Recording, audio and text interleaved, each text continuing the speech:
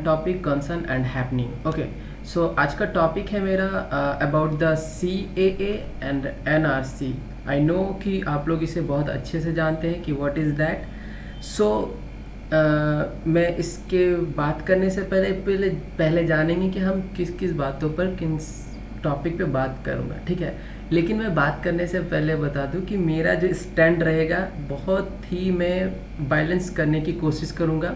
ना तो मैं सरकार की तरफ झुकने की कोशिश कर अपने जो पक्ष है मेरे, ना तो मेरे ज़्यादा सरकार की तरफ होंगे और ना ही मैं उस समुदाय की तरफ रहूँगा जो इसका विरोध कर रहे, ठीक है ना। सो मैं ट्राई करूँगा कि मैं एक बीच के रास्ते को अपनाने की कोशिश करूँ। पहले हम लोग जानेंगे कि खबर क्या है, ठीक है ना। What is NRC and NCR। Okay, NRC, I am so sorry. और ये एक राजपत्र, ठीक है। राजपत्र आप समझ सकते हैं, राज्य के द्वारा जो जो केंद्र पे बैठे हैं, एक राजपत्र के द्वारा सूचना जारी कर दिया गया। और ये नागरिकता अधिनियम 1955 क्या है, नागरिकता संशोधन अधिनियम 2019 क्या है, NRC CA क्या है, ठीक है। NRC एंड CAA व्हाट ये है क्या, इस पे थोड़ा चर्चा करेंगे। और इस पर एक्चुअल विवाद का मुद्दा क्या है, ठीक है ना, और सरकार का नुर्क, उसके बाद निष्कर्ष। ओके, हम लोग देखेंगे कि खबर तो 28 मई को एक राजपत्र, ठीक है ना, एक सूचना जारी किया गया, ठीक है ना। और कहा गया 5 राज्य को, जिसमें है गुजरात, छत्तीसगढ़, हरियाणा, पंजाब, की ऑनलाइन आवेदन नागरिकता के एवज में जो किया जा रहा है उसको आप स्वीकार करना प्रारंभ करें, ठीक है ना। आप जानते हैं कि इसको किस बिना पर लिया जा रहा है, लाइक पाकिस्तान, बांग्लादेश और अफगानिस्तान में जो अल्पसंख्यक समुदाय है, ठीक है ना, जो अल्पसंख्यक समुदाय है उसे भारत नागरिकता देने की बात कर रहा है, ठीक है ना। हम लोग चर्चा करेंगे कि ये जो नागरिकता मिलेगा वो कितना ज़्यादा बेनिफिशियल होगा हमारे लिए, जो लोग आवेदन करते हैं उनके लिए, ठीक है ना। ये कुछ प्रोटेस्ट के पिक्चर्स हैं जो आप पिछले साल जो बहुत एक मॉब के द्वारा किया गया था सरकार के ऑपोजिशन में। यहाँ पर हम देखते हैं CAA एंड NRC। ये एक नागरिकता रजिस्टर्ड है, ठीक है ना। ये सभी भारतीय नागरिकों को विवरण शामिल है, किसमें है, NRC में, ठीक है ना। देखो 1951 में, जब 1947 में हमारा देश जब आज़ाद हुआ तो उसके बाद एक जनगणना किया गया, ठीक है ना। जनगणना इट मीन्स एक नागरिकों का रजिस्ट्रेशन किया गया, जिसमें उसका विवरण शामिल किया गया। उसके बाद से अब तक 2019 से पहले तक कभी भी इस सब व्यक्तियों का विवरण जो लोग थे उसका आप समझ सकते हैं, जो NRC है उसको अपडेट नहीं किया गया, कभी नहीं किया गया। 1951 से लेकर के आप देख सकते हैं 2019 तक अभी तक ये अपडेट नहीं किया गया। तो आप समझ सकते हैं कि इससे कितने लोग का आना और जाना, रहना बसना हुआ होगा, ठीक है ना। लेकिन 2013 में उच्चतम न्यायालय, जो भारत का सर्वोच्च न्यायालय है, उन्होंने अपडेट करना, NRC को अपडेट करना अनिवार्य कर दिया, ठीक है। उसके बाद आप देखेंगे कि क्या हुआ, एक राजपत्र जारी किया गया। इस सूचना में कहा गया कि ये जो 5 राज्य है, जो उड़ीसा, राजस्थान और पंजाब, हरियाणा के जो क्षेत्र हैं, वहाँ पर स्पेशल पावर्स दिए गए कलेक्टर और सचिव को, ठीक है ना, कि ऑनलाइन एक भौतिक रजिस्टर्ड तैयार किया जाए, ठीक है ना।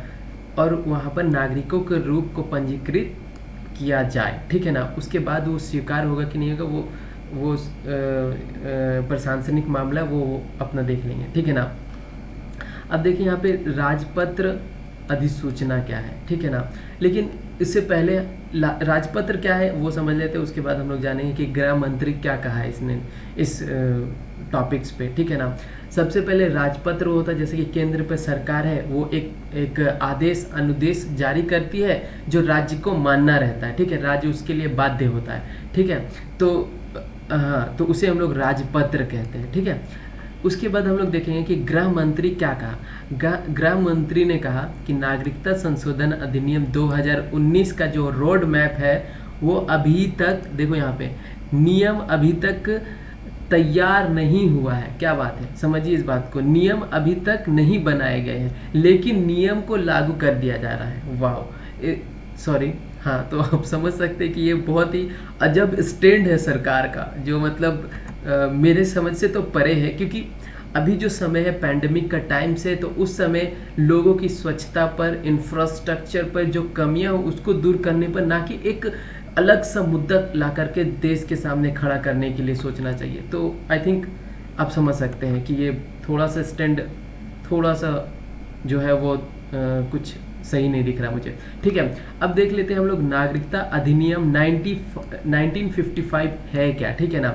तो ये इसके कुछ क्लोज है, ठीक है ना। जो सबसे पहले क्लोज में ये है कि 1955 में अवैध प्रवासी को भारतीय नागरिकता प्राप्त करने से प्रतिबंधित करता है। Like the 1950 act of 1955 who are not citizen of India. So अगर कोई जो भारत का नागरिक नहीं है तो उसे नागरिकता प्राप्त करने से प्रतिबंधित करता है। ओके, सो या और उसी में दूसरी बात भी ये है कि ये विभिन्न आधार पर, ठीक है ना, विभिन्न आधार पर नागरिकता दे सकता है, जैसे जन्म के आधार पर, वंशानुगत के आधार पर, ठीक है ना।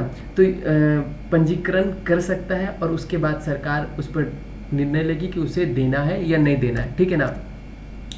अब इससे पहले ना आप एक वीडियो देख ले, जो वीडियो है स्पेन और मोरक्को के बीच का संघर्ष, ठीक है ना। यहाँ पर भी बिल्कुल सेम वैसा ही हालात है जैसे अभी फ़िलहाल भारत में ऐसा कोई सिचुएशन हुआ नहीं है, लेकिन आप इस वीडियो को देखें और इसको समझने की कोशिश करें कि क्या है। आप देख रहे हैं कि ये सब जो है मोरक्को से भागे हुए शरणार्थी है, ठीक है ना। देखिए कैसे ये लोग अपने नागरिक मतलब एक दूसरे देश में शामिल होने के लिए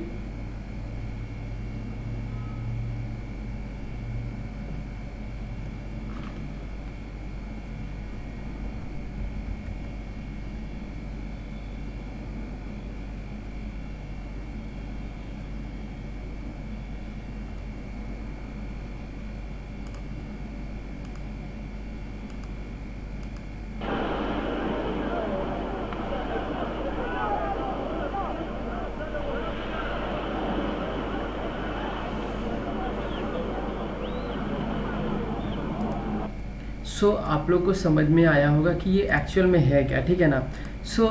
देख लेते हैं थोड़ा स्पेन और मोरक्को का, क्योंकि बिल्कुल इनका भी हालात इसी टाइप का है। तो ये जो है, ये जो आप देख रहे हैं, ये यूरोपियन कंट्री में मोरक्को है, सॉरी स्पेन है, एंड हियर इज़ मोरक्को, ठीक है ना। तो इन दोनों के बीच में कन्फ्लिक्ट हुआ है कुछ, मैंने आपको बताया है। वो कन्फ्लिक्ट कुछ था वेस्टर्न सहारा से लेकर के। तो यहाँ पर जो अवैध नागरिक थे, अवैध प्रवासी थे, उसको यहाँ से भगाकर बोला जाओ निकलो यहाँ से, ठीक है।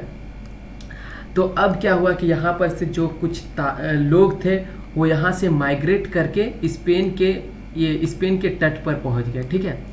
और यहाँ पर अब हो गया भारी जमाव, और उसके बाद स्पेन की सरकार को वहाँ पर ट्रूप्स को क्या करना पड़ा, लाना पड़ा कि अवैध नागरिक को नहीं लाया जाए। क्या होता है जब किसी देश में जो संसाधन होता है, जो रिसोर्स होता है, वो हमेशा से लिमिटेड होता है, ठीक है ना। अब देखेंगे कि सोर्स लिमिटेड कैसे होता है, लाइक नेचुरल, एक्चुअली ये मैनेजमेंट का कमाल है कि देश इतना अच्छे से चलता है। अन्यथा अगर इसको मिसगाइड किया जाए तो ये तुरंत अस्त व्यस्त होगा और कोलैप्स कर जाएगा और सब खत्म हो जाएगा, समझ पा रहे हैं। तो ये एक बहुत ही मैनेजमेंट का कमाल होता है कि रिसोर्स लिमिटेड होने के बावजूद भी अच्छे से इसे डिस्ट्रीब्यूट किया जाता है, मैनेजमेंट किया जाता है। तो ये सरकार और जो कुछ निजी क्षेत्र है उनका बहुत बड़ा देन होता है। ओके, सो अब हम लोग आते हैं बैक टू आवर टॉपिक। सो ये है कि विवाद क्यों, ठीक है ना, क्योंकि आप जानते हैं कि इसमें मेन मुद्दा क्या है। मैं उस मुद्दे को हल्के हल्के देखो मैं बताने की कोशिश करूंगा। जो मुस्लिम समाज है, ठीक है ना, क्यों नहीं शामिल किया गया, क्योंकि पाकिस्तान में आप देखें कि उसमें एक अहमदिया जो वहाँ पर अल्पसंख्यक है, ठीक है ना, उसके साथ भी कुछ अच्छा बर्ताव हो नहीं रहा है वहाँ पर भी, ठीक है ना। अहमदिया यहाँ पर अल्पसंख्यक है पाकिस्तान में। अब थोड़ा सा एक नज़र हम लोग डाल लेते हैं श्रीलंका में, ठीक है ना। श्रीलंका तमिल इलम जो जानते हैं, जो भाषा के आधार पर वहाँ पर डिस्क्रिमिनेशन है, उससे भी आप परिचित होंगे। तो वहाँ पर भी इसको शामिल नहीं किया। उत्पीड़न को एक लंबा इतिहास रहा है, ठीक है ना, लेकिन वहाँ इसको भी शामिल नहीं किया। फिर आप देखेंगे कि म्यांमार में रोहिंग्या मुसलमान के साथ क्या हुआ। इतना अत्याचार, इतना डिस्क्रिमिनेशन से दैट आप देख नहीं सकते अपनी खुली आंखों से कि इतना बेरहमी से उनके साथ क्या हुआ, लेकिन वहाँ उसको भी इसमें शामिल नहीं किया गया है। तो अब ये एक तरफा नज़रिया है सरकार का, ये फिर डबल स्टैंड है, वो आप खुद डिसाइड कर लेते हैं, कर सकते हैं। बस मेरा काम था आपको न्यूज़ पहुंचाना। आई होप कि आपको वीडियो समझ में आया होगा और अच्छा लगा होगा। सो दोस्तों, अगर आपको मेरा वीडियो अच्छा लग रहा है तो आप मुझसे सबसे पहले तो आप लोग लाइक एंड शेयर सब्सक्राइब ज़रूर करें, क्योंकि जितना वीडियो व्यूअर्स होता है और उतना लाइक नहीं होता है, सब्सक्राइब नहीं होता है। तो मेरा आपसे ये एक रिक्वेस्ट है कि आप लोग लाइक एंड सब्सक्राइब करें। एंड फेसबुक, इंस्टा और टेलीग्राम ये मेरा आईडी है, आप वहाँ पे मुझसे ज्वाइन हो सकते हैं। अगर किसी टाइप्स की हेल्प चाहिए like related to JPSC and UPSC, you can contact us. I will always reply you. And thank you for watching. Keep safe yourself, your family, keep hard work for your futures, and because the life yet to comes and don't know what is happening in our future. Thank you.